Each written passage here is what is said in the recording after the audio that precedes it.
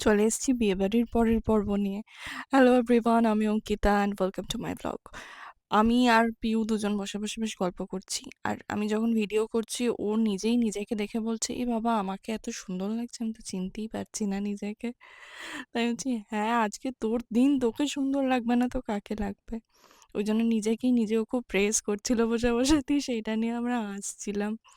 তারপর আমি একটু শ্যুট করছিলাম ওর, তখন খাওয়া দাওয়া প্রায় কমপ্লিট। আর তখনই এলো আমার মা আর বাবা। আসলে মায়ের ওদিনকে ছিল প্রচণ্ড জ্বর, তার সাথে কাশি। দিয়ে মা যেখানেই যাচ্ছিল মাকে একদম মানে শাল চাদর পুরো সব মুড়িয়ে দিয়ে যেতে হচ্ছিল, এবং সাথে অবশ্য একটা ওষুধের ঝোলাও আছে।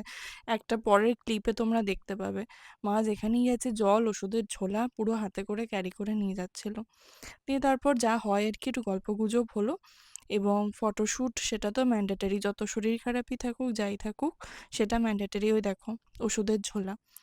তো তারপর আমরা ওখান থেকে বেরিয়ে গেলাম খেতে। খাবারের জায়গাটা ছিল বা ওদের বাড়ির উল্টো দিকে। তো আসছি পরে খাওয়া দাওয়ার পর্ব নিয়ে।